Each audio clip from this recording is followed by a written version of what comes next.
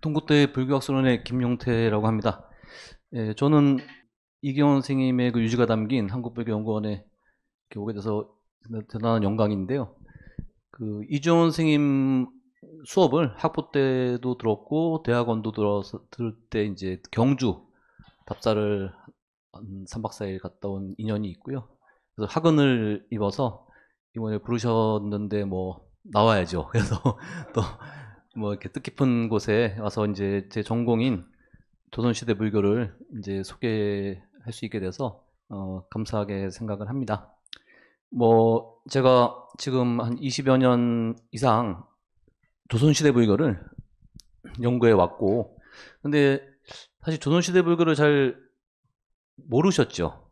지금도 뭐 잘 모르시는 분들이 많아요. 특히 스님들도 이제 그렇고, 그러니까 예를 들면 노스님들은 조선시대의 승려들이 천민처럼 핍박을 받았다.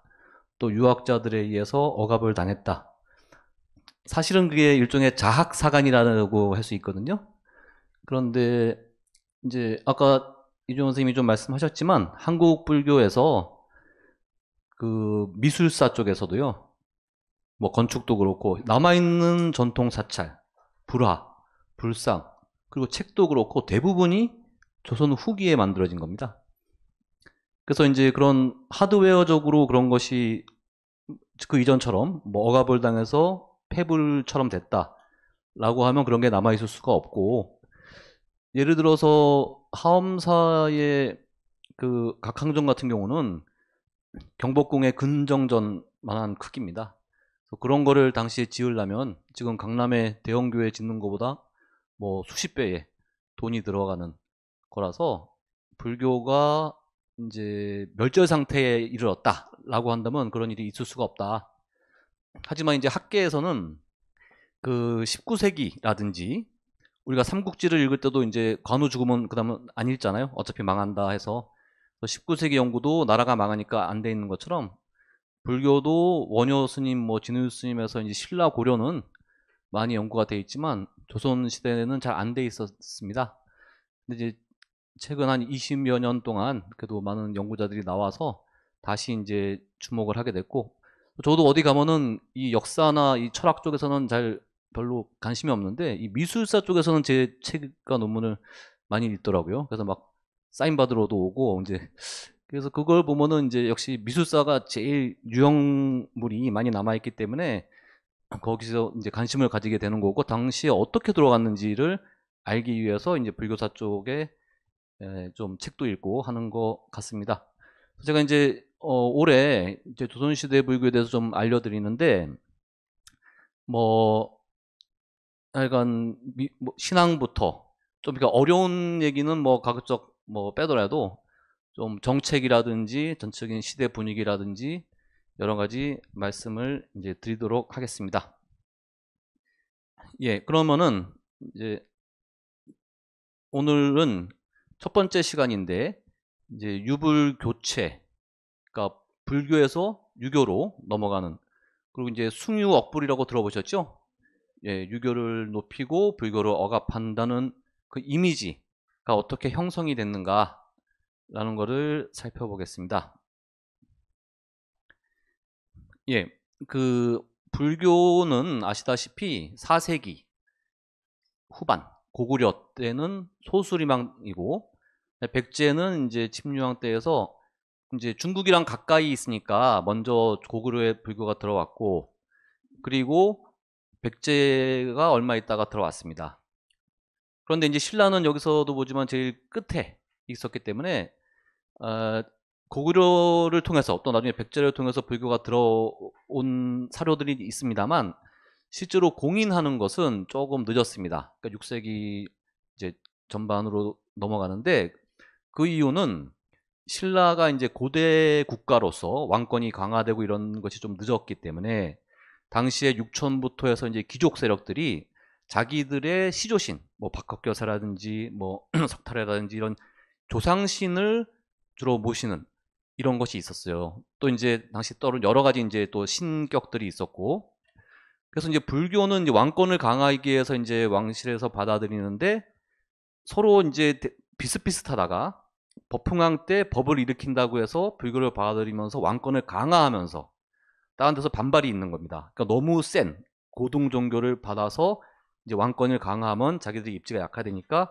반발을 했고, 그것이 나타난 것이 이제 흥륜사 법의 수레를 일으키는 건데, 하려고 했을 때 다 말을 안 들었어요. 그러니까 이제 법흥왕이 어떻게 수를 냈냐면은 내가 이거를 명령을 내렸는데 절 짓는 것이 잘 안 됐다. 그래서 측근인 이차돈하고 어떻게 보면 짠 거죠. 그래서 왕의 명령이 전달이 안 됐다 그래가지고 이차돈, 염초옥이라고 하는데 죽였습니다. 그런데 목에서 이 피가, 하얀색 피가 솟구쳐 올라왔죠.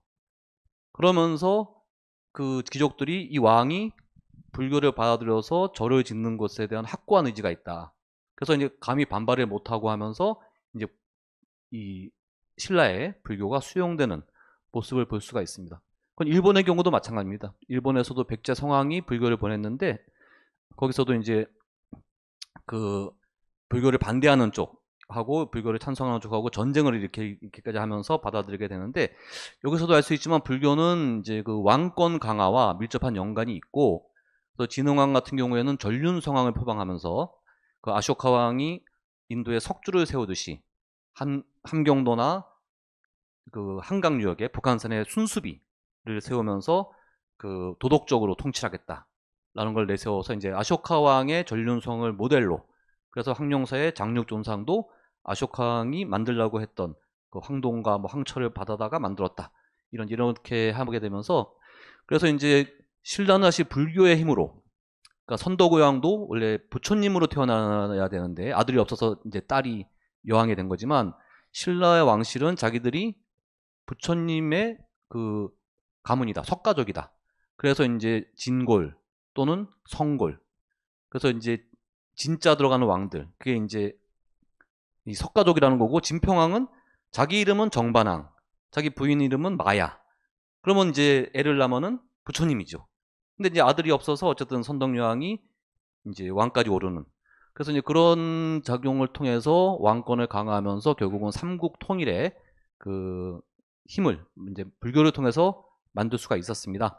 그러면서 이제 아시다시피 석굴암 불국사에서 통일신라의 그 문화 또는 원효, 의상, 해서 그 화엄이나 기신론이나 뭐 유식 같은 것들이 아주 교학적으로 아주 발달을 하고, 그리고 나서 이제 고려 시대에도 우리가 불교 국가라고 할 정도로, 물론 이제 정치 이념은 유교를 가지고 하고 했지만 전 계층이 불교를 받아들이는, 그래서 한 이런 1000년 정도의 이제 불교를 이제 믿고 신앙하고 불교적인 사유를 펼치는 그런 시대를 맞이합니다. 여기서 딱 보면은 우리가 1700년 역사라고 하는데, 사실은 조선조 500년을 빼고 보면 그 이전에는 한국인의 사유 전통 또는 신앙 전통은 불교였다 라고 보시면 됩니다. 그러면 거기서 이제 조선조의 500년은 뭐냐, 이제 오늘 그걸 말씀을 드리려고 하는데, 결론적으로는 조선시대에도 불교는 죽음의 문제, 우리 부모님이 돌아가시면 어디로 가실 것인가, 이거는 유교를 가지고 해결을 못하는 거예요. 유교는 이제 기가 흩어져서 없어진다. 제사 지낼 때만 같은 기를 가진 사람이 제사 지내면 그걸 흠양하러 온다, 이 정도지, 죽어서 어디 가는 건 지금도 죽어서 부모님이 어디 가는 거를 그냥 과학기술의 시대에 뭐 다 없어진다라고 생각을 하기에는 민망하죠. 조선시대에도 마찬가지라서 왕실부터 일반 서민까지 사대부들도 사실은 죽음의 문제는 불교를 통해서 했기 때문에, 그래서 불교가 이어졌다. 다시 말하면 한국인의 사유방식과 가치관, 문화와 의례, 종교, 신앙 모든 면에서 불교는 가장 중요한 전통이다. 그리고 유교는 조선조 특히 후기에 해서 한 300년 정도에서 이제 우리의 일상 뭐 제사라든지 일상 윤리라든지 이런 데는 큰 영향을 미쳤죠.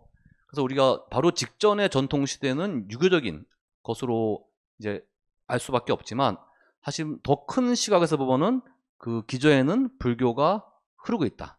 또는 더 밑으로 가면 이제 무속도 고대부터 지금까지도, 지금 대통령실도 뭐 그런다고 하지만 지금까지도 이어지고 있어서, 크게 보면은 한국이 무속에서 불교로, 유교로 이렇게 딱딱딱 바꿔지면 나머지 건 없어졌느냐? 라는 것이 기존의 일부 시각인데 그렇지 않다.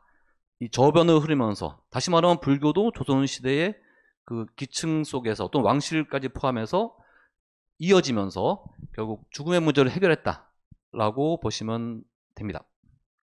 자, 이제 조선시대를 이제 들어가기 앞서서 고려 말에, 이제 고려도 당연히 신라 때부터 정치 이념을 유교로 했습니다만 실제로 원나라에서, 몽골이 만든 원나라에서 그 과거 시험에 유교의 주자의 사서, 집주를 과거 시험에 봅니다. 또 고려도 성리학을 받아들여서 과거 시험에서 봅니다. 좀 이따 말씀드리겠지만, 그러면서 지식인들이 성리학적인 그런 교양을 쌓게 됩니다.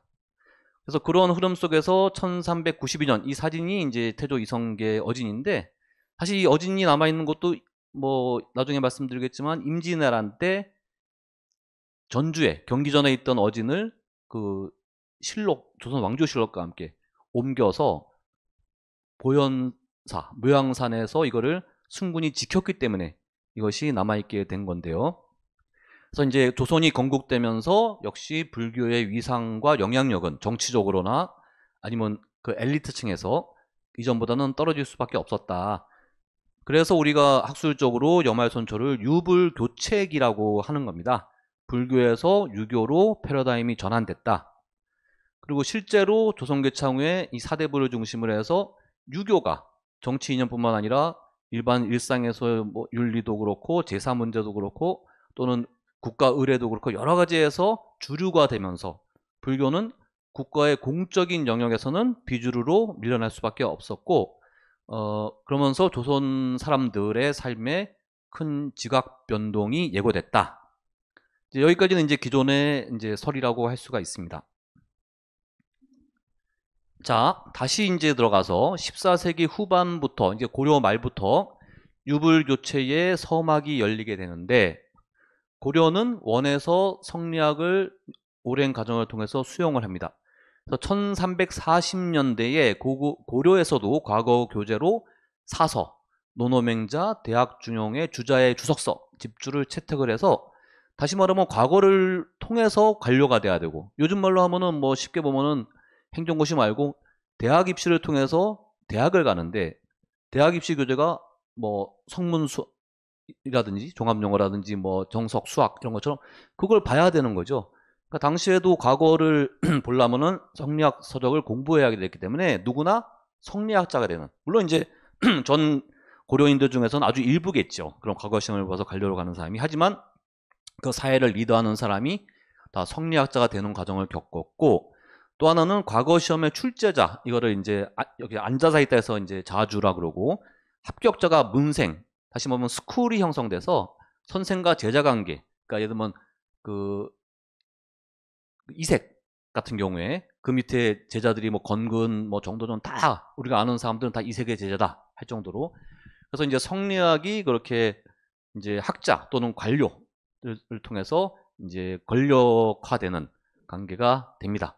그러면서 당연히 이 유학자 관료들이 전국을 운영하면서 불교를 배척하는, 비판하는 목소리가 표출이 됩니다.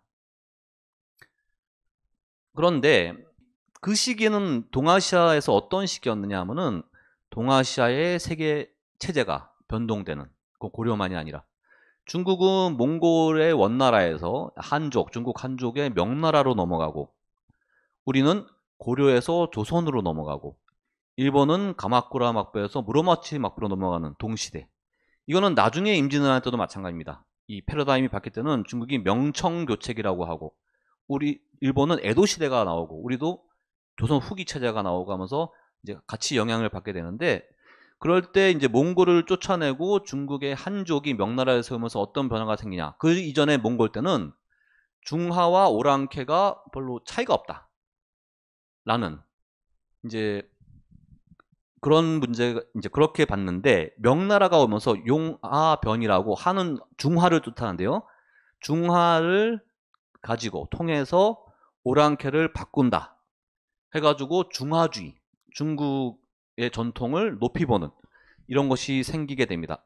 그래서 중국 문명 우월주의로 중화 중심 체제로 가동이 되는데, 이건 무슨 말이냐 하면은 바로 중화의 도인, 이 남송 주자가 북방의 금나라가 세력을 얻는 걸 보고 화이론, 중화의 도가 더 뛰어나다 하면서 화이론을 펼치면서 오랑캐를 낮추어 보는 이런 걸 이제 이념으로 만들게 되는데, 그런 것들이 이제 강조되면서 성리학이 중화의 도고 오랑캐의 종교, 오랑캐의 문화, 전통으로 불교를 찍어서 표적으로 찍어서 이제 비판을 하는 이제 그런 식의 이제 변화가 중국에서 이제 시작돼서 한국에서 특히 고려 말 조선 초에 이런 것이 이제 생기게 되는 겁니다. 이제 그런 면에서 우리가 유불교체는 단순히 유학에서 뭐 새로 나라를 만들면서 불교를 그 이전에 고려 왕조의 이런 것을 비판했다를 떠나서 이 전체 동아시아 체제의 변동에서 중국 한족이 나라를 세우면서 이제 벌어진 일이다라고 보실 수가 있습니다. 예, 지금 여기 이제 고려의 모습도 나오고 이제 원나라가 쫓겨나고 이런 모습이 이제 나오는데요. 자, 그러면서 고려 말에는 이제 유학자들이 이 화이론에 입각해서 불교를 오랑캐 종교다 하면서 이단이라는 것은 사실은 그 실마리가 조금 다르다는 거예요. 그러니까 그냥 보면 유사한데 다르다. 자, 중국의 유학자들이 역대의 맹자 때의 이단을 뭘로 집어넣냐면은 양주 목적이라고 들어보셨죠? 양주는 자기 털 하나를 뽑아서 세계를 구한다 해도 안 해요. 극단적 개인주의, 극계라고 할 수 있고요. 목적은 자기 몸을 희생해서 이 천하를 살릴 수 있다면 희생하는 겸해주의, 극단적 이타주의 라고 해서 이 유학은 원래 동심원적으로 자기 가족부터 해서 동심원적으로 윤리를 펼치는데, 이쪽은 너무 남만 본다, 이쪽은 너무 자기만 한다 해서 비판하는 게 이단이에요. 근데 주자 때 와서 이제 그 이단을 양쪽을 겸비한 게 불교다. 부모를 버리고 출가를 해서 자기만 알고 그러면서 자비나 이런 걸 해가지고 세계를 구한다고 막 중생을 구제한다고, 태어나지도 않은 사람들까지 구제한다고, 그래서 양주 목적을 다 가진 게 불교다 라는 이제 비판, 거기서 이제 이단의 대표적이다. 하지만 그냥 보면은 뭐 비슷하고 멋있는데 실마리 하나가 틀리다, 이제 그게 이단이라는 얘기입니다. 근데 처음에는 이제 고려가 워낙 불교적 전통이 강했기 때문에 불교 자체를 비판하지 못해요. 처음에는 당시 불교계에 이제 그 무신 정권이나 원나라, 그러니까 몽골과의 전쟁이나 원나라를 거치면서 이 사람들이 자기 고향을 버리고 떠돌아다니고 그러면서 이 검문세족, 아주 요즘으로 치면 재벌 이런데 가서 노비가 돼서 먹고 살아야 되니까 땅이 몰리고, 그게 사찰들에게도 땅이 몰리고 노비가 막 들어오고, 그래서 엄청난 토지와 노비를 사찰에서 보유하고 있었어요. 그래서 고려 말에 이거를 없애려고 했지만 검문세족해서 원나라에 부역하던 세력들 건 다 뺏었는데, 공민왕 때 뭐 가전법도 하고 여러 가지, 불교 거는 못 건드렸어요. 이제 말이 이제 시작되고, 그게 나중에 조선에 들어가서 이제 그런 게 되는데, 조선 왕조실록에 보면은 초기에 토지세, 국가에서 세금을 거두는 농지 중에서 6분의 1에서 8분의 1 정도 되는 것이 사찰에 있는 거예요. 그거를 못 건드렸던 거예요, 고려에. 사원 노비는 10만 명. 그래서 이거를 없애지 않으면 나라 운영이 안 된다 해서 했던 것이, 우리가 이제 다음 시간에 배우겠지만 태종대에 거기에 대한 환수를 시도하게 됩니다. 어쨌든 그 전에는 이런 정책적으로는 못했는데 그래도 문제가 있었다. 그리고 이제 승려 수들도 많아지면서 이 인적 자질이 많이 하락하고 또 비윤리적 일탈, 물론 성리학자들, 유학자들 눈에 그걸 표적으로 집어서 막 비판하는 것도 있었지만, 하여간 좀 불교가 이 교학이나 수행 이런 것보다 기복과 공덕 신앙, 그러니까 그냥 복을 바라는 것만 하면서, 또 이제 워낙 잘 살고 하니까 스님들도 이렇게 공부 안 하고 그런 경우도 많고 하면서 자정 능력이 떨어졌다. 이게 이제 일반적으로 그렇게 보는 이유가 너무 많은 재산을 가지고 있었던 거죠. 그래서 여기에 대해서 고려 말에도 당시에 이제 이색의 사진인데요. 고려 말의 학계와 정계를 대표하는 이색은 사실 고려에서도 모든 과거 시험에 장원급제라고, 원나라에 가서도 원나라 과거에서도 장원급제래요. 다만 황제 앞에서 보는 시험에서 마지막에 좀 떨려서 차석을 했을 뿐이지, 그러니까 올 수석이에요. 그리고 원나라의 한림원에서 관료도 지내요. 그러니까 지금 말하면 하버드를 수석으로 입학 졸업해가지고 미 국무부 차관보, 동아시아 차관보로 활동하는 이런 정도의 경력을 가진 사람이라서 고려에 와서 지금으로 치면 국무총리를 몇 번이나 하고, 그래서 이 이성계가 위화도 해군을 했을 때 명나라에서 이 왕도 바꾸고 하니까 이 고려를 감국하겠다, 감찰을 하겠다 이제 하게 된 게 이색이 명나라에 보내요. 감국을 해라, 감찰을 해라. 그래도 이성계가 못 건드려요. 워낙 이 대표적인 학자이고 관료이고, 그러니까 무과에 최원과 이성계가 있었다면은 문 쪽에는 이색이 대표적이라서 못 건드려서 한산부원권 칭호도 내려주고 이제 건들 수 없는 그 막강한 그런 학문적 또는 이제 이 관료에서도 제일 높은 사람이었어요. 이 사람이 공민왕이 이제 고려의 그 개혁군주인데 왕에 올랐을 때 그 상서를 올립니다. 그래서 뭐라 그러냐면은 오교 양종. 여기서 오교는 이게 정확한 뭐 무슨 종파라는 거는 아직 하시지 않은데 교종을 말한다고 해요. 교종. 그러니까 우리가 하엄이나 뭐 법상종이나 뭐 이런 게 다 포함이 되고요.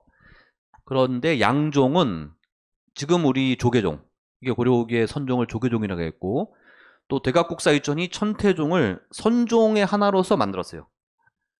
의천 스님은 별로 선종을 별로 안 좋아했기 때문에 선종을 개혁하기 위해서 이 교학과 관행, 실천을 같이 하는 천태학을 받아들여서, 본인은 하엄종 승려지만 그러면서 이 공부를 하면서 실천하는 거를 만들자 해서 천태종을 선종으로 만들어 버렸는데, 그래서 양종은 천태종과 조계종을 보통 지칭한다고 봅니다.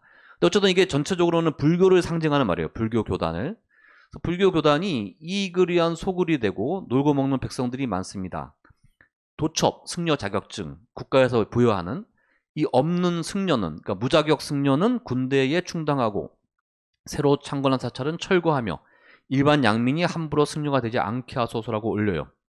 그러니까 당시 이제 공민왕이 즉위하면서 이러이러한 문제가 있으니까 개혁을 해라 라는 정도인데, 다만 이거는 실천은 되지 못해요, 당시 상황에서. 그래서 베블론은 처음에는 이런 승려의 개인 비리, 파행, 또 사원의 경제적 비대화, 이런 현실 문제에만 집중이 됩니다. 불교 자체의 어떤 뭐 이론이라든지 뭐 다른 윤리라든지 이런 문제보다. 그래서 불교의 경제적 폐단을 지적하면서 사찰의 토지개혁의 논의가 일어나는데 실천은 안 되는 거죠. 예, 이게 워낙 강해서 당시 불교계가 손보는 일은 쉽지 않았다라고 보시면 됩니다. 그러다가 이제 나중에 우리가 조선 초쯤 되면 베블로니의 공격 대상이 윤리와 내세관으로 옮겨갑니다. 아까도 말씀드렸지만 유학자들이 볼 때는 불교는 부모와 군주를 버리고 효와 충을 버리고 인륜을 무시하는 오랑캐의 가르침이다. 결론적으로 말씀드리면 이거를 조선시대에 다 깼어요. 충, 임진왜란때 의순군. 효, 조선기 스님들이 대부분 부모님들을 이렇게 절 밑에 해가지고 모시고 이렇게 나중에 제사도 다 지내고 충과 효를 다 지켰어요. 그래서 불교에 대해서 못 건드렸어요. 조선 후기에는 이런 걸 다 해주니까. 그리고 또 하나는 이제 이건 원래 남북조 때부터 그랬지만 이 유교는 사람이 죽으면 이 영혼은 없어요. 그냥 기가 흩어지고 영혼의 존재를 인정하지 않는데, 그러니까 불교는 뭐가 윤회하냐, 그 인과응보가 도대체 뭐냐, 그냥 죽으면 끝인데. 그래서 이런 걸 가지고 죽음 후를 가지고 사람들을 속인다라고 비판하는 거예요. 그래서 이제 남북조 때 유명한 여산해원 스님, 백년결사도 만들고, 이제 사무는 승려는 왕에게 절하지 않는다 뭐 이런 해서 굉장히 유명한 분인데, 이분이 한 것 중에 중요한 게 유학자들과 논쟁을 벌이다가 도대체 영혼도 없는데 뭐가 윤회하냐 해가지고 나온 게 신불멸론. 원래 불교에서는 좀 다르게 보지만 이 중국에서 불교가 이제 들어오면서 유학자들을 이해시키기 위해서 영혼은 없어지지 않는다 라는 걸 얘기를 하면서 쭉 이어지는데, 어쨌든 이때까지도 계속 이 윤회나 이런 데 대한 비판이 있습니다. 자, 그러면서 이제 조선이 개창되면서 불교가 원래부터 나왔던 얘기, 나라의 해가 되고 국가 운영에 걸림돌이 된다. 왜냐하면 그 인구도 얼마 안 되는데 노비가 뭐 10만 명씩 절에 있고 그리고 사찰의 토지, 세금을 걷어야 되는데 뭐 6분의 1, 8분의 1이 사찰에 있는데 이거는 문제가 된다라는 얘기가 나올 수밖에 없었죠. 그러면서 여러 가지 이제 약간 뻥튀기도 있어요. 그러니까 뭐 부녀자와 뭐 하고 그래서 어쨌든 생산을 안 하고 그냥 얻어먹으면 안 된다. 이거는 원래 맹자나 이런 데 나옵니다. 항산이 있어야지 항심이 있다처럼 노동해서 생산을 하는 것이 가장 중요하다. 그런데 거기에 대해서 유학자도 마찬가지고 이 스님들도 그런 얘기를 해요. 좋은 도를 얘기하고 좋은 얘기를 하고 좋은 교화를 하면은 그 생산된 거를 얻어먹어도 된다. 이런 논리인데 하여간 이때는 아무것도 안 하면서 왜 그렇게 얻어만 먹냐라는 비판이 유학자들이 했던 거죠. 자, 그래서 이제 이런 식의 비판들이 있으면서 우리가 아는 유불교체, 배불론 이런 것들이 이제 생겼고요. 특히 불시잡변에서는 정도전이 이제 유교 우월주의, 척불론조가 강화된 시대 분위기를 얘기하는데 여기서 나오는 거는 주자가 불교를 비판하는 거랑 같은 얘기예요. 원래 주자학, 성리학은 그 본성의 하늘의 이치, 천리가 나의 본성 안에 있다. 그래서 나의 본성을 따르면 그러니까 해가 뜨고 달이 지든 천지 만물이 운행하듯이 천리가 내 본성에 있기 때문에 그대로 하면 부모에게 효를 다하는 것은 마땅히 그래야 되는 당연한 건데 사실은 천리에 의해서 저절로 그렇게 되는 자연이다. 성리학은 그렇게 보는데 근데 그런 식의 성리와 기라든지 여러 가지 철학적인 개념은 원래는 불교의 하엄이나 불교적인 사유에서 나온 겁니다. 그러니까 수당대 불교 교학에서 송대 신유학이 영향을 받았어요. 근데 주자는 대종고 관화선을 만든 그 제자한테도 배웠기 때문에 선불교를 잘 알고 있었어요. 그래서 어릴 때는 주자가 불교를 많이 공부했는데 그 선불교를 맹점을 알았고 당시에 이제 홍주종이라고 하는데 마음, 평상심, 시도 모든 것은 그냥 자연이 있다가 마음이 움직여서 한다. 그래서 불교는 뭐 마음 강한 대로 다 하면 사람을 찔러 죽이면 그게 손이 하는 거냐 마음이 하는 거냐. 그래서 이 본성의 천리를 인정하지 않기 때문에 불교는 마음 강한 대로 막 하는 거다라는 비판을 주자가 해요. 거기에 대해서 이제 우리가 반박할 얘기는 많지만 어쨌든 이 정도전도 그런 얘기들을 가지고 불교는 인륜 도덕을 저버리고 정치에 도움되지도 않고 해하게 된다. 이제 그렇게 얘기를 하면서 결국은 주류 사상의 지인은 당시 지식인들이 다 성리학자들이기 때문에 넘어갑니다. 물론 이제 집에서나 개인적으로는 불교 신자들이 사대부도 많이 있었지만 자, 여기에 대해서 조선 초의 이제 불교 측의 대응은 불교가 현실적으로 보면은 국가나 사회에 많은 기여를 한다. 그리고 윤리적으로도 얘기하지만 불교의 5개, 그러니까 살생을 하지 말고 거짓말하지 말고 음란하지 말고 뭐 그리고 도둑질 하지 말고 술 먹지 말고 이런 5개는 유교의 5상 인이 예지 신과 같다. 그러니까 불교에서 살생을 하지 말라는 거는 유교에서 인자 공자가 제일 중시하는 그 인예지의 인 그런 거다. 그래서 두 개를 같다. 그래서 근원적으로 같다라고 하면서 유교적인 그 윤리적인 비판을 피해가는 모습도 있습니다. 하지만 어쨌든 이제 조선 초에는 이제 어쨌든 이 배불론 이것이 상당히 높이 올라갔던 거죠. 자, 그래서 이제 여기까지 보면은 그 배불론이 있고 또 그럴 수밖에 없는 현실적인 상황이나 또 유학에서 볼 때 불교의 여러 가지 문제점들에 대한 것들이 있었다. 그래서 조선조에 와서 완전히 유교에서 불교로 넘어갔다라고 우리가 생각을 해왔던 거예요. 자, 물론 그거는 역사적인 사실이기도 해요. 다만 그거는 한 몇 프로, 사대부나 관료가 되는 또 유학자들 몇 프로의 게임이었고, 물론 이게 그 사람들이 권력을 잡고 나라를 운영하고 했으니까 큰 얘기 같지만 나머지 90 몇 프로의 사람들은 별로 그런데 관계가 없어요. 자, 근데 아시는 그 숭위 어플이라는 이 말이 있잖아요. 유교를 높이고 불교를 억압한다. 근데 이거를 제가 찾아보니까 그러니까 유불교체됐고 숭위 어플을 했다. 조선조의 사료에는 실록이나 뭐 문집이나 보면 안 나와요. 숭유 중도라 그래가지고 유교를 높이고 도를 중시한다. 그러니까 유학을 그 정도 얘기만 나오지 안 나와요. 이 숭유업불이란 말이 제일 처음 나오는 거는 1906년 대한매일신보의 논설에서 뭐라고 하느냐. 일본과 비교합니다. 한국은 조선 500년에 숭유업불하여 불교가 크게 쇠퇴했고, 그러니까 그래서 나라가 망했다는 거예요. 유교를 500년 동안 하다가.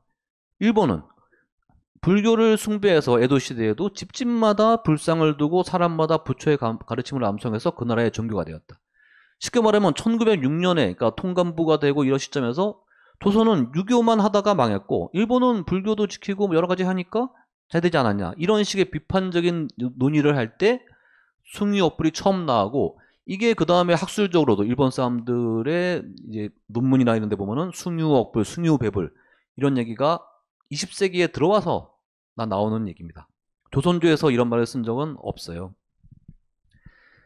자, 그러면서 이제 우리가 그동안 100년 이렇게 지나면서 조선 하면은 억불. 숭유는 뭐 유학을 원래 높이는 거니까 빼고라도 억불. 조선은 유학이 불교를 억압해서 그냥 불교가 깡그리 망했다. 이게 우리의 일반적인 상식이 됐던 겁니다. 자, 그러면서 조선은 유교의 나라. 뭐 맞죠, 유교의 나라. 그리고 불교는 비주류. 그래서 이제 보통 이제 다카시도도 그렇고 여성과 서민 신앙으로 겨우 명맥만 유지했다. 불교가 조선시대에. 얼핏 보면 맞아요. 왕실도 다 주로 여자들이고 뭐 사대부들은 그럴 리가 없고 서민들만 해서 특히 여자들 중심으로. 근데 그렇게 보면은 모든 종교는 여성이 좀 중심이 되는 것도 있고 그래서 이것이 그냥 별로 문제 없이 그동안 받아들여졌어요. 근데 사실 보면은 조선조의 사대부들도 후기까지 뭐 추사 김정인의 가문도 그렇고 많은 사대부들이 와이프를 시키거나 뭐 노비를 시키거나 절에 가서 왕실도 예, 등남 기원이라든지 아니면 부모가 죽어서 어디 좋은 데 가라든지 다 빕니다. 거의 예외가 없어요. 우리가 아는 뭐 송시열이라든지 좀 정말 유명한 유학자들 외에는 일부 외에는 거의 예외가 없이 불교를 믿었습니다. 그래서 이제 이것도 여성과 서민이 중심이 됐지만 사대부도 그렇고 조금 넓혀야 된다. 조선도 고려와 마찬가지로 모든 계층에서 불교를 믿었다라고 요즘에는 보고 있습니다. 어쨌든 이제 이런 숭유억불의 도식에 의해서 조선시대 불교는 쇠퇴와 쇠락과 침체라는 아주 부정적인 이미지가 쌓였고 조선의 500년 동안 불교는 비판과 수탈의 대상이었다.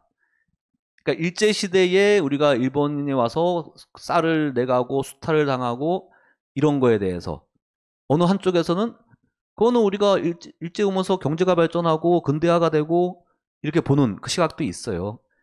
예. 근데 이제 어쨌든 그동안 조선시대에 대해서도 수탈만 당하고 비판만 받았다. 그리고 처음 말씀드렸지만 승려들은 뭐 맨날 가마 메고 다니고 천민이었다. 라는 것이 상식화됐습니다. 이것도 나중에 말씀드리겠지만 승려 천민설은 어느 법전에도 조선시대에 없어요. 다카시도오루가 만들어낸 말입니다. 조선시대 불교의 근데 이런 부정적 이미지는 언제 어떻게 만들어졌을까를 이제 말씀을 드리면 우리가 지금까지 말씀드린 것처럼 조선시대의 정치와 사회의 주류 질서에서 그러니까 양반 사대부를 위주로 한 공식 기록물의 역사 또 국가 기록물의 역사에서는 불교는 배제되고 또 담론에서도 빠지고 위상이 격화됐습니다. 이거는 역사적인 실상이에요. 그런데 우리가 일제시대를 보더라도 0.1%또 크게 봐도 1%의 친일파와 0.1%, 1%의 독립운동가를 가지고 우리가 역사를 얘기하는데 98%의 여기서 살던 사람들의 삶을 별로 신경을 안 썼어요. 일제 우리가 식민지를 얘기할 때도. 마찬가지로 조선시대도 한 2% 정도의 양반 사대부들의 주류 담론만을 가지고 조선을 도배해버리면 성리학의 나라. 그럼 거기서 살았던 98%의 사람들은 뭐예요? 역사에 그게 남아있지 않은 거예요. 이 사람들이 불교를 얼마나 믿고 좋아했는지 별로 관심이 없어요. 왜? 조선은 유교의 나라고 불교는 없다라고 되어 왔기 때문에.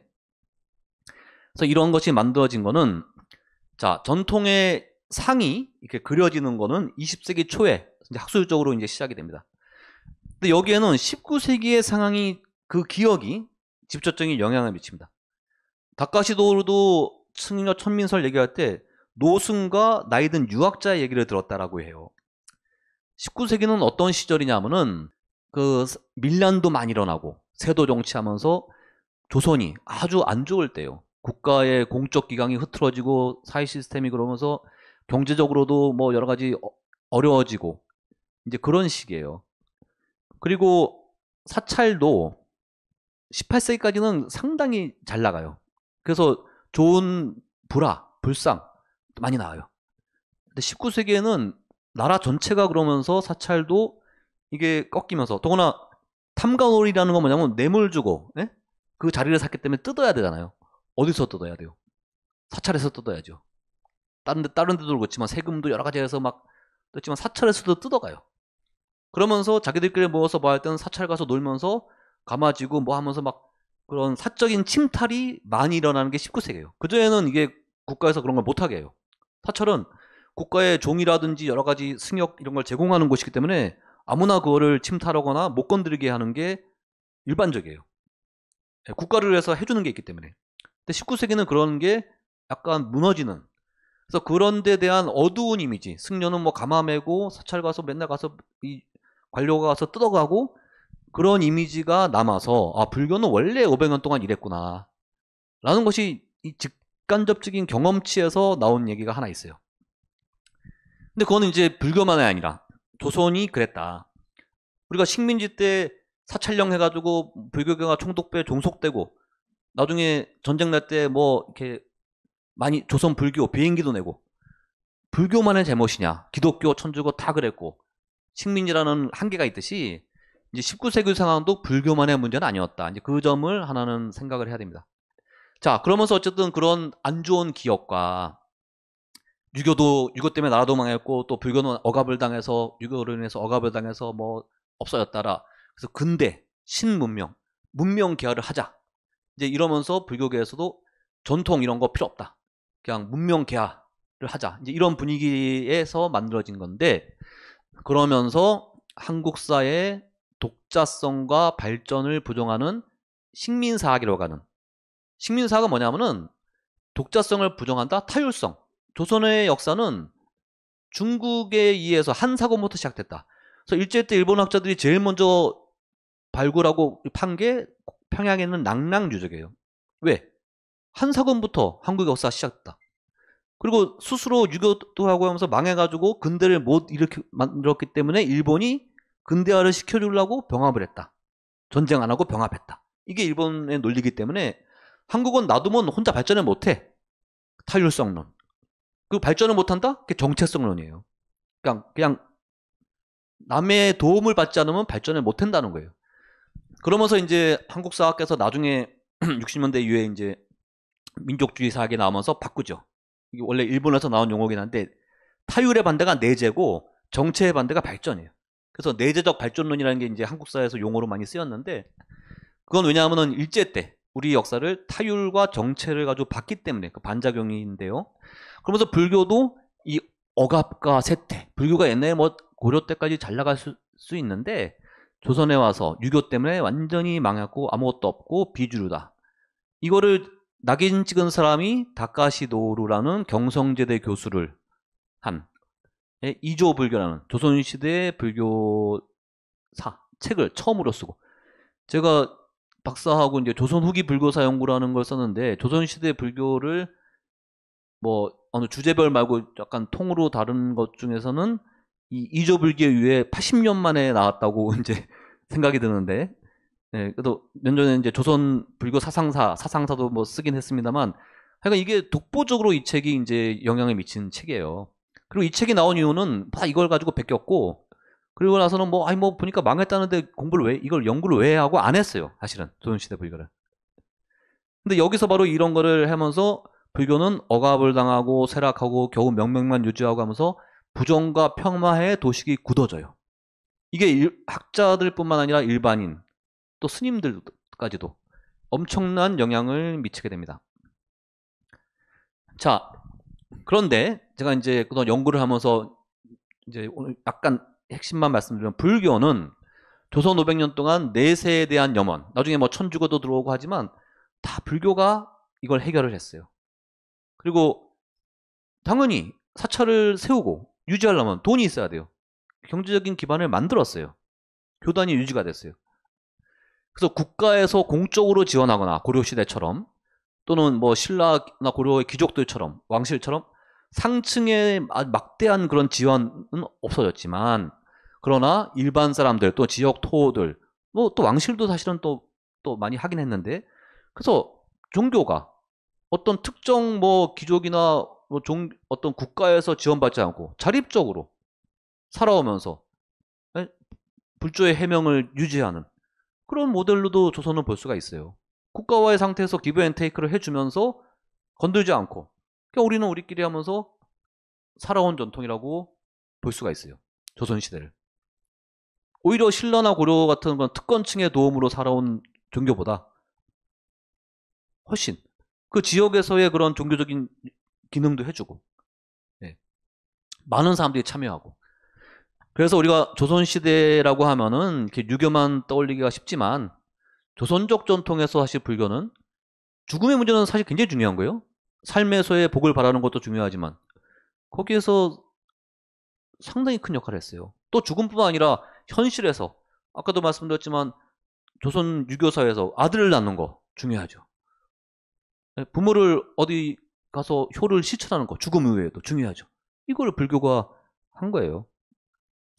그래서 어쨌든 한국 불교에 대한 이미지, 그런 원형이 만들어진, 전통이 창출되는, 그러니까 서양에 이제 이런 연구가 많은데 만들어진 전통, 역사라고 이제 근대 19세기부터 이제 유럽에서 자기들 전통을 만드는. 그러니까 스코틀랜드 하면은 백파이프에다가 뭐 이렇게 치마 입고 그 남자가 음악하고 다니는 한 마을의 그거였는데, 그거를 스코틀랜드라는 이미지를 만들면서 스코틀랜드 민족 이렇게 하는 것처럼 조선은 이렇다라는 그 이미지, 더 씌우기가 만들어질 때 조선은 유불 교체가 일어나서 숭유 억불로 인해서 불교는 유교에 완패당했다라는 것이 이제 일제 시대의 상식으로 만들어졌습니다. 자, 다시 이걸 말씀을 드리면 조선시대 불교 연구는 1910년대부터 시작이 됐고, 또 많은 또 연구들이 있었고, 그러면서 유불교체, 숭유억불, 세태도식으로 이제 낙인이 찍혔고, 그렇기 때문에 고려와 조선은 단절적으로, 고려는 불교국가, 조선은 유교국가. 거기서 우리가 다음 시간부터 다시 다루겠지만 역사는 장기 지속이에요. 우리가 한국 전쟁이 6.25가 났다고 또는 뭐 정권이 바뀌었다고 사람들의 삶이 갑자기 바뀌지 않아요. 식민지 때를 살다가 해방을 맞이했다고 일상이 그렇게 크게 바뀌는 거 아니에요. 고려가 없어지고 조선이 세워졌다고 사람들이 나는 불교 믿다가 이제 유교 할래 그러지 않아요. 그런 장기 지속의 연속성, 전통을 누구라도 계승하고 싶은 것이 있어요. 그게 원래는 제도에 대한 보수라는 건데, 그런 것들이 강가돼 왔다. 그동안 연구에서는. 조선하면 그냥 딱 해서 다 바뀌고 유교로. 그건 말이 안 되는 역사 인식이죠. 다만 정치 이념이나 시대 사조는 유교가 주도했어요. 근데 이거는 조선만이 그런 게 아니라 일본도, 중국도. 중국이 뭐 남송 이후에 명청 때 불교가 뭐 사유 사상이나 주도했나요? 아니죠. 성리학, 양명학 이런 것들이 한 거예요. 그리고 정치는 당연히 동아시아는 유교가 하는 거고. 그래서 이건 조선만의 문제도 아니고, 그런 건 원래 유교가 하는 건 유교가 하는 거고, 또 시대사전은 불교는 교학적으로는 수당대 거의 최정점에 올라가고 그다음에 서원으로 갔기 때문에 뭐 사상을 주도하고 이런 거는 불교의 몫은 아니다. 다만 이 사람들의 심성, 가치관, 신앙, 간섭, 우리가 일상을 사는 삶과 죽음의 문제는 불교가 가장 오래된 유산으로 조선시대에도 남아왔다. 그래서 조선은 불교에 대한 억제 정책을 했지만, 이것도 이제 우리가 올해 이제 말씀을 드리겠지만 쭉 시기마다 다릅니다. 억불의 강도와 대처 방식도 다르는데, 하나의 참고로 얘기를 드리면, 지금 조선 전기의 이런 모습을 말씀드리는데, 조선은 한 번도 500년 동안 불교 사찰을 싹 없애거나 승려를 한속시킨 적은 단 한 번도 없어요. 중국에서 옛날에 뭐 폐불, 그런 일은 한 번도 이루어지지 않았어요. 국가에서 불교를 없애려고 하는 시도를 연산군 때 살짝, 연산군이 좀 미쳤으니까 말은 했지만 제대로 된 적이 없습니다. 태종 때도 마찬가지. 구체적인 거는 나중에 말씀드리고요. 그래서 우리가 다음 시간부터 이제 공부할 건데, 태종대의 억불시책이 시작이 됐고, 또 우리가 아는 세조, 불교를 좋아하는 숭불군조 맞죠? 근데 그럴 때도 억불의 기조는 유지가 됐어요. 이거는 국가에서 불교의 경제력을 환수하는 문제였기 때문에 그거는 어쩔 수 없이 이어졌다. 그러다가 연산군의 우발적이란 말이 중요한데, 이 억불을 하게 되면서 중종 반정 이후에 법제에서, 경국대전에서 불교 관련 조항이 빠지면서 법제적 패불이 일시적으로 일어나게 되는데, 이때가 조광조가 활동할 때였고요. 그러면서 이제 국가에서 불교를, 교단을 관리하는 승정 체계가 이제 15세기까지 조선 건국 이후에 100년 이상 국가에서 불교를, 교단을 관리하는 승정 체계, 정책적으로 있었어요. 그러다가 연산군 중종을 거치면서 이제 방임 상태로 갑니다. 국가에서 더 이상 불교를 관리하지 않다. 알아서 해라. 로 가는 걸로 봐야지, 이거를 억불을 해서 폐불을 해서 완전히 불교의 존재를 깡그리 없앴다라고 볼 수가 없다. 국가에서 관리해주는 공식적인 제도에서 불교는 나왔다. 다만 하나, 문정왕후가 16세기 중반에 명종대에 일시적으로 선교 양종을 재건하면서 승려 자격을 수천 명에게 주고, 승가를 통해서 서산대사, 사명대사가 승가를 통해서 고위관료로, 승가는 고위관료가 되는 거거든요.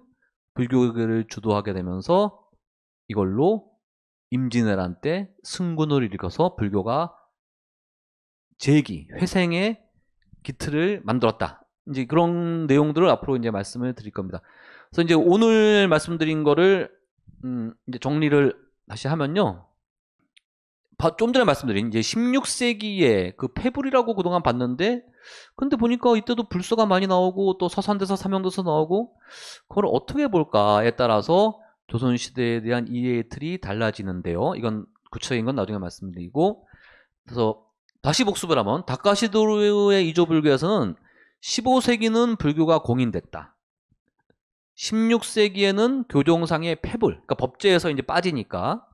하지만 서산대사, 청어휴정 등이 나오면서 그나마 명맥을 유지하다가 17세기 이후에 쇠퇴 내리막길, 멸절이라는 표현을 쓰면서 조선에서 불교는 끝났다 라고 1929년에 저 책에서 얘기를 했습니다. 그걸 그대로 이어서 이후의 연구에서는 조선 전기는 억불 정책에 의해서 불교가 거의 폐불이 되면서 공식적 영역에서도 밀려나면서 겨우 여성과 서민의 신앙으로 명맥만 유지했다라는 것이 이제 우리가 아는 일반 상식입니다. 예. 그러나 우리가 이제 전기의 그런 변화도 새롭게 봐야 되고, 16세기의 그런 법제적 폐불 상태에서 도대체 무슨 일이 있었는가 또 새롭게 봐야 되고, 그리고 조선 후기에 도대체 불교가 어떤 일을 했는지도 이제 제가 올해 말씀을 드릴 겁니다.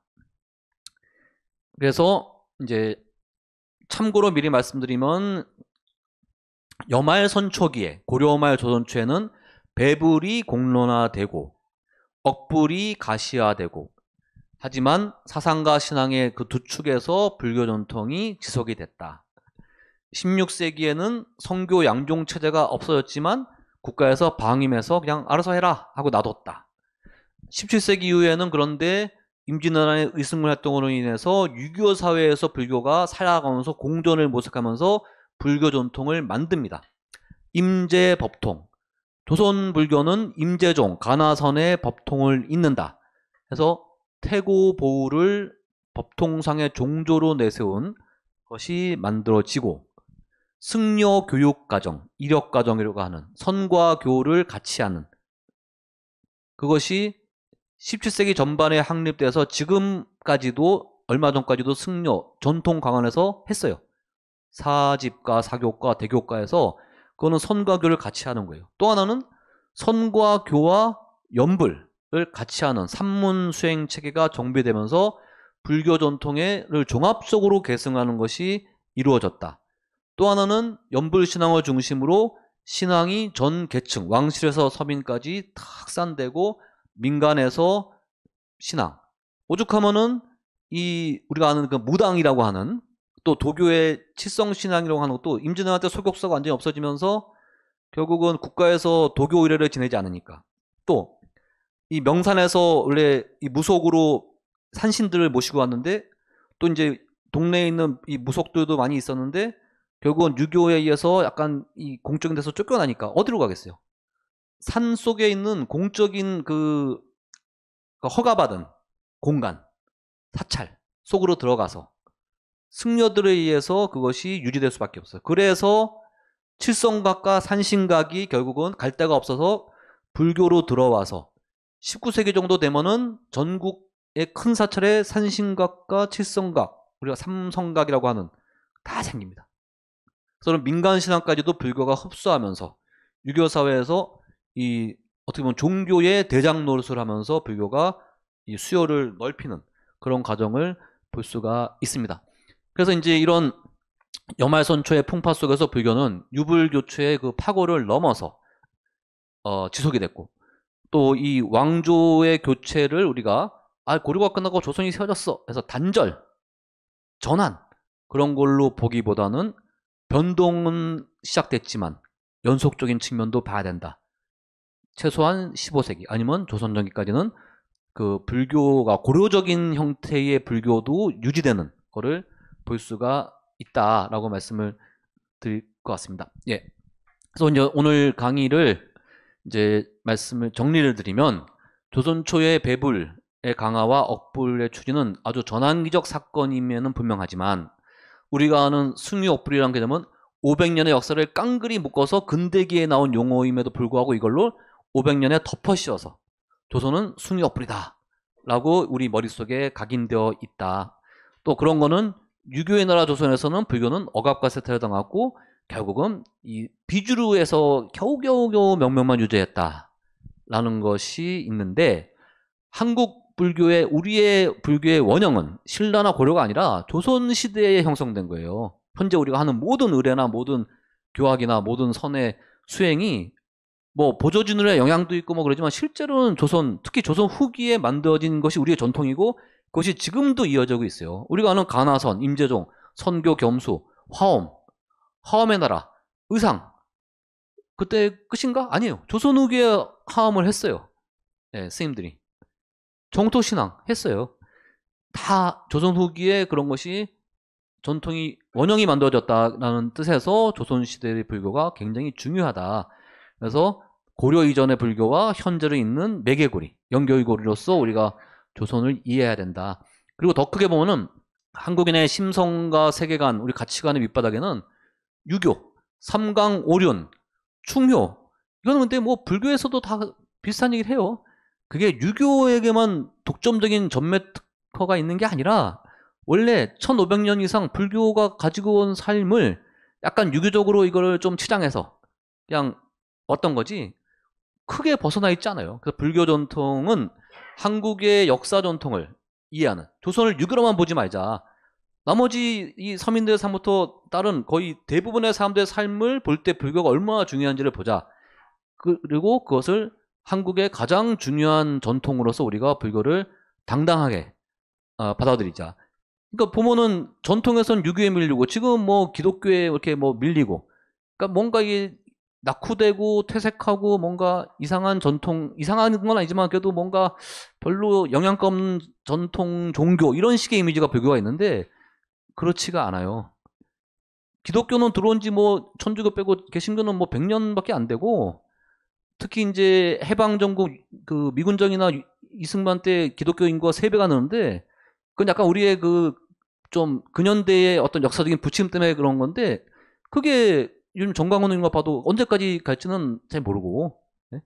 천주교처럼 그나마 전통에 이렇게 토착화되는 데는 좀 오래 살아남는 거고 근데 불교는 유교가 들어오든 천주교가 들어오든 기독교가 들어오든 오든 1500년을 여기서 버티고 살았는데 그러니까 우리는 우리의 강고한 뿌리 그리고 우리가 조선조에서도 유교사에서도 무엇을 했는가 지금도 과학의 시대 또는 여러 종교 다원주의 시대에 무엇을 할 것인가 해서 충분히 얘기할 수 있는 자원과 정신 이런 게 다 있다. 그래서 자부심을 갖자라는 것이 이제 조선시대를 공부하는 제 입장이고, 앞으로 구체적인 사항은 이제 올해 1년 동안 말씀을 드리겠습니다. 예, 오늘 강의는 이것으로 마치겠습니다. 예.